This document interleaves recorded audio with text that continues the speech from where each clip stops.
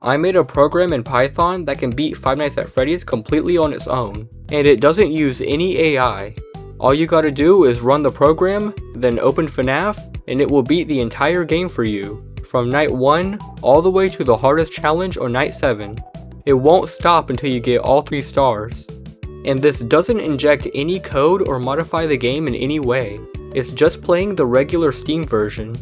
Today, I'm going to show you how I made this. Here are the rules. The program must be able to get to 3 stars without any human input, and that includes navigating the menus. If at any point a game over happens, the program should continue trying until it wins. And like I mentioned before, it doesn't use any AI or modify the game. So let's get started. To make this work, I'm going to be using a library called PyAutoGUI, or is it PyAutoWii, I don't know. And this comes with a lot of helpful functions that let me move and click the mouse and read pixel data on the screen. I started with this simple program that lets me find coordinates on the screen and move my mouse there. If I go into the game and press P while hovering over the light button, then it will print out the coordinates of the button. I can copy and paste these coordinates into the program, and now I can press M to move my mouse onto the light button. I'm using the coordinates as percentages, so that way it will work on any screen resolution. And that's important because FNAF on Steam actually changes your whole screen resolution when you play. I then store the position of every button, and I made a function to toggle the left light. Now whenever I press M, my mouse teleports to the light button and clicks it on its own. But there's a problem. If I'm facing the right side of the office, then it won't click the button because it takes about half a second to look towards the other side of the office. I could add a delay before it gets clicked, and that works if I'm looking at the right, but then if I'm already looking towards the left, it will just waste time clicking the button. And if we're going to beat the hardest night, we can't afford any time loss. So I needed a way to detect if you're looking at the left or right side of the office. The first thing I tried was setting a variable so the program will logically know which side it's looking at. Then it will do a delay before clicking if you're looking at the opposite side. This did work, but it was kind of slow and it even missed the button sometimes because of lag. So what I needed to do was give the program the ability to actually see the screen. We can take advantage of the fact that these door buttons are so bright and use them to test which side of the office we're looking at. I made it sample a pixel where the door button should be, and if it's close enough to looking bright red, then we know we're looking at that side of the office. Then I made the button controls wait until you're looking at their side of the office before clicking. Now the program can reliably click the buttons the moment they're in frame. But obviously it's going to break if I close the doors and the buttons turn green. So I also had to add a check for a lime green color. Now we can close both doors and use both lights however we want without even touching the mouse. Now I just need to give it the ability to see the cameras. I made it so when you press the spacebar, it will move the mouse to the bottom of the screen and then move it back up to the middle. It didn't work at first, and that's because after using the camera, in order for it to be enabled again, you have to put your mouse into an area above the camera button. So I adjusted it a little. Now we can open and close the cameras. We don't need every camera to be able to win, so for now I added controls that switch to Pirate's Cove and the East Hall corner by moving the mouse to the camera button and clicking it. So that's all of the controls we need to beat 420 mode. The next step is automating these controls so the user doesn't have to press anything. First, let's look at the strategy for beating 420 mode. Dealing with Freddy is easy. He's unable to move into your office if you're looking at him in the East Hall corner. So at the start of the night, we just open the cameras and click on camera 4B. Then, for the entire night, all you gotta do is just check the left light, flip up the cameras for a second, check the right light, flip up the cameras for a second, and repeat. And if you ever see Bonnie or Chica at the door, then close it. The reason we keep opening the camera is to keep Foxy away. While the cameras are up, he will be stunned for a random amount of time, being 0.83 seconds to 17.483 seconds. And once his timer is up, he can move on roughly 5-second intervals. So by constantly flipping up the camera, it re-rolls his stun timer. He can still get out, so you do gotta check on him every once in a while by closing the door on Chica and peeking at his progress.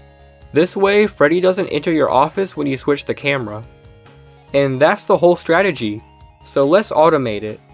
To make it easier, I'm using a custom export of FNAF that starts on 420 mode and doesn't change the resolution when I go into full screen. I made it so when you press space, it will open the cameras, click on the east hall corner, close the cameras, and then do that loop of checking the lights and flipping up and down the cameras. It kinda worked at first, but there were some problems. First, I didn't like how much time it wasted in the cameras, so I needed a way for it to know immediately when the cameras were opened. So I got it to test this pixel on the restroom camera button, and if it's gray, then we know the camera is opened. Now it can flip up and down the camera reliably, and much faster. Another problem is that the light buttons weren't going off. And this time, it's not because I coded it wrong, it's the game's fault. If you click 2 times very fast, then it won't count your second click because if you click twice on the same pixel, it thinks you're double clicking. So in order to turn the light on and off very fast, you have to move your mouse in between clicks. To fix this, I made a new light check function. So after it clicks the light button, it will move the mouse a little to the right, wait a little, then click again. I even got it to click faster by decreasing the delay of PyAutoGUI. Now I got it checking the cameras and both lights at lightning speed. Next, we need to be able to detect if Bonnie or Chica are there and close the door on them. A human playing will just close it once they hear the sound cue, but our program can't hear, so it's going to have to read the pixels. This may get a little complicated because the light flickers sometimes, meaning we can't just read the pixels once. Well, here's what I came up with. Once we turn on the light, it's going to set a flag so the program knows when the light is on. It's then going to read the pixels for the entire duration that the light is on. If at any point it detects that there's an animatronic there, it will set a danger variable to true. If it's true and the door is open, then it will close the door. And if it's false but the door is closed, then it will open the door. For Chica, I made it check the letter T on her bib, and if it finds yellow, then we know Chica is there. Bonnie is more complicated, since he doesn't have any unique colors at the window for when he's there. So I made it check one spot on his shadow, and another spot on the wall. If both the shadow is black and the wall is blue at the same time, then we know Bonnie is there. All I had to do next was turn this wonderful idea into code. I gave it a run, and I noticed that it kept trying to click the door button, but it wasn't closing.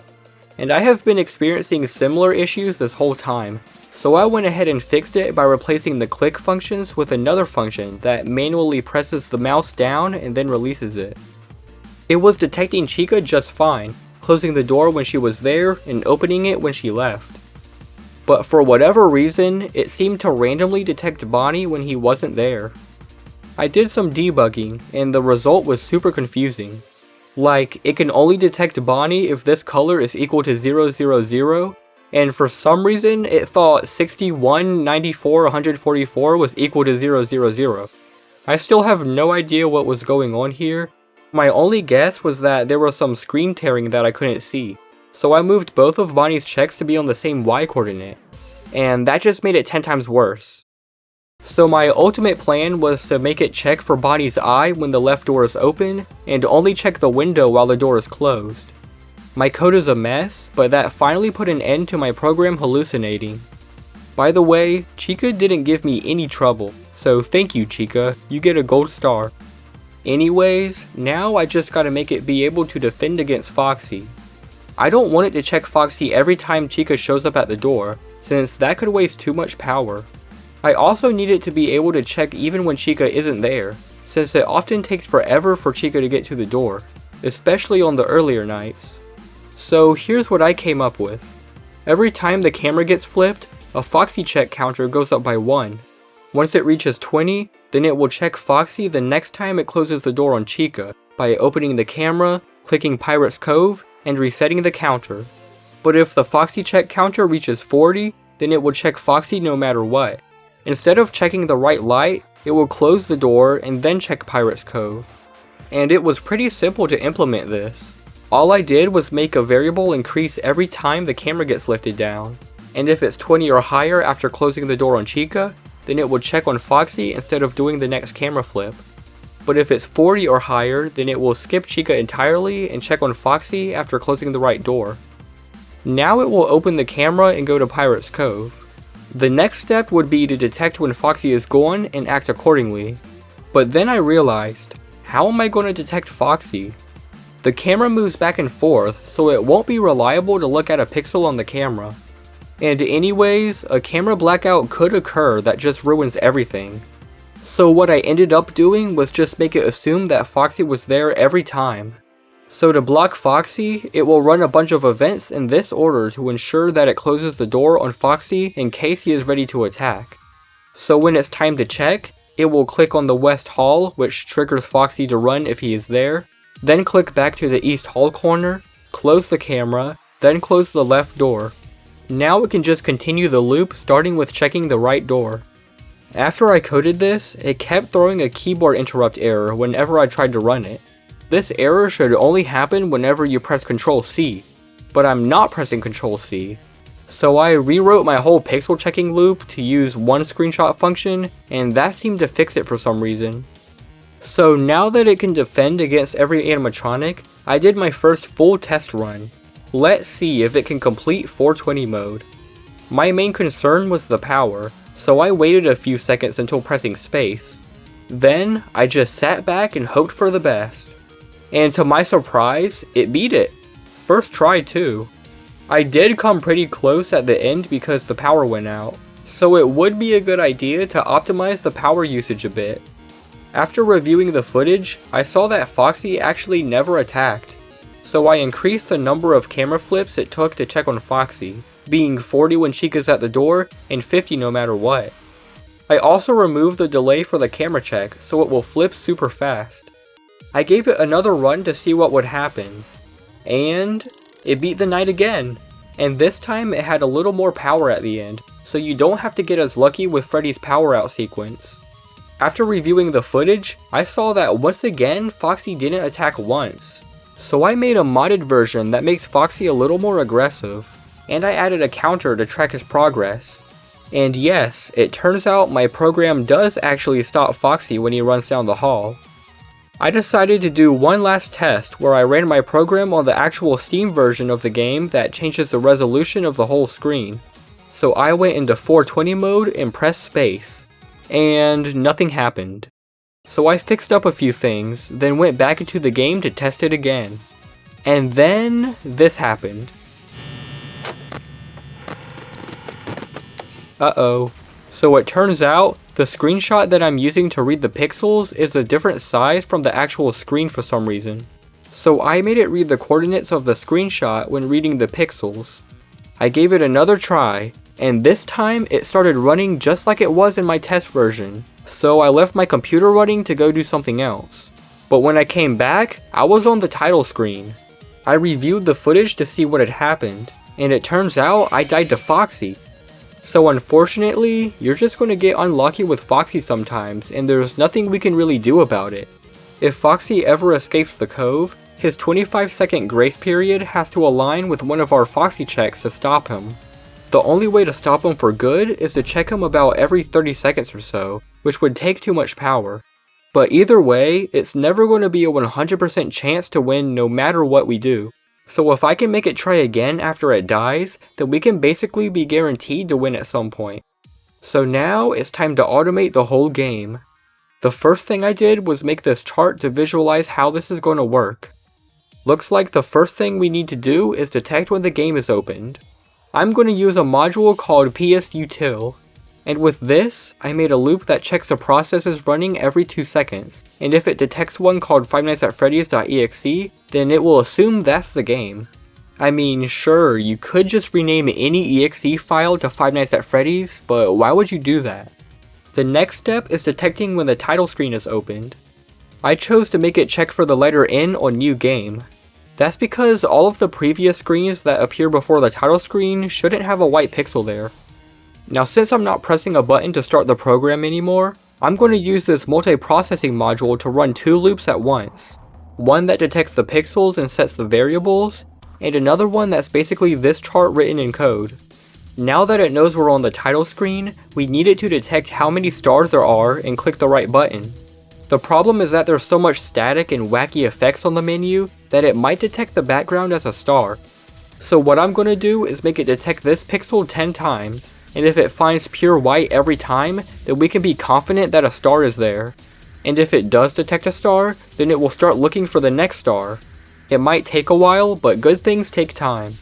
I wrote a big chunk of code that someone in the comments might get mad at me for, and when it's done reading the stars, it will move the mouse to the correct button and click. But when I tested it, nothing happened. Turns out, multiprocessing will actually create separate instances with unique memory, so the loops can't directly interact using a variable. I switched it to use threading instead. So I opened a game with 0 stars, and after a while, it clicked on the continue button. I opened the game with 1 star, and then it clicked on night 6. With 2 stars, it clicked on the custom night button, and with 3 stars, nothing happened and the program stopped. I was so happy that I got something to work on the first try, I said hooray. Hooray! Now I just need it to wait until the office appears and then start the loop. So after it clicks the button, it's going to wait until it sees a bright green pixel here where the usage bar goes, and then it will wait a few seconds before starting the loop. Now while I was making this, it kept giving me a keyboard interrupt error, and it wouldn't stop until I restarted Visual Studio.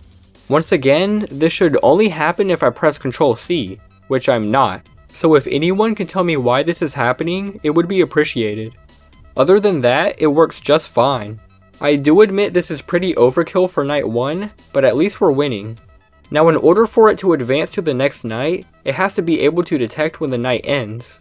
You might think I could do this by detecting when this green bar disappears, but the thing is, the camera monitor goes above the UI, so it might think the night ended while the camera is flipping. Here's my solution. There are several places where it will do a while loop to wait for something, like waiting for the left or right door to be visible before clicking the buttons. Once the night ends, then it will just be stuck in this loop forever. So I transformed it into a wait until function that has a maximum time.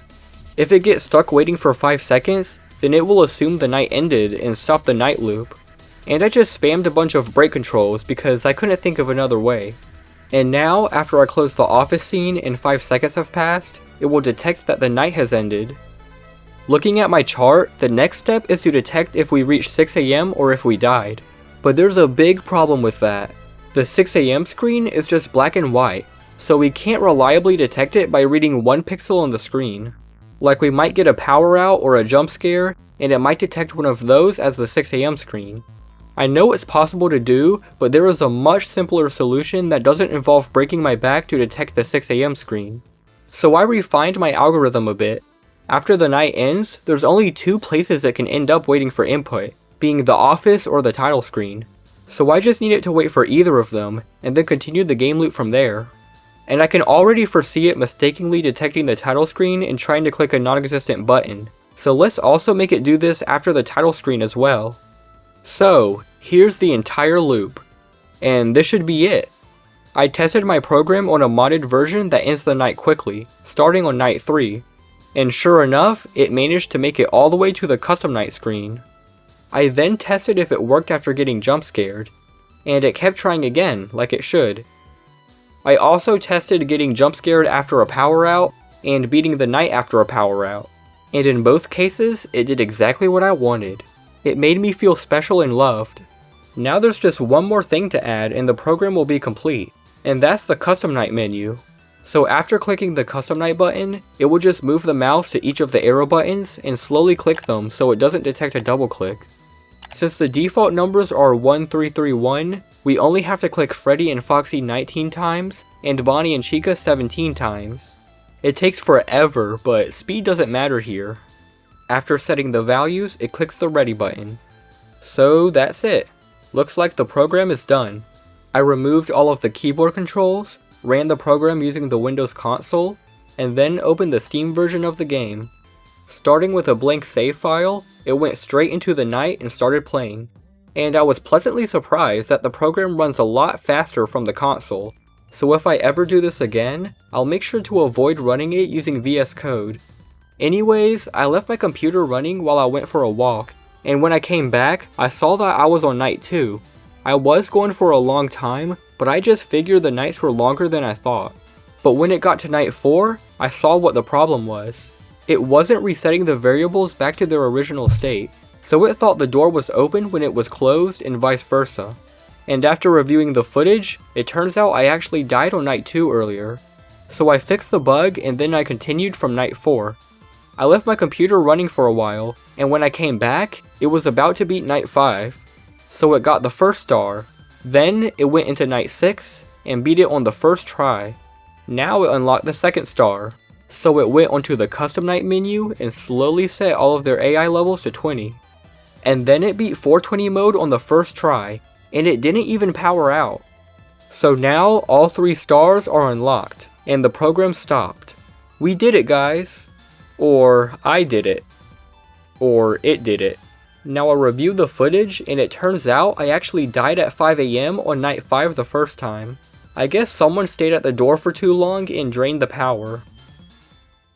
Well, anyways, that's probably the most complex way anyone's ever completed FNAF. If you'd like to try this program for yourself, or if you'd like to contribute to this project, I left a link to the GitHub repository in the description. Let me know if it works. That's all for now. Until next time.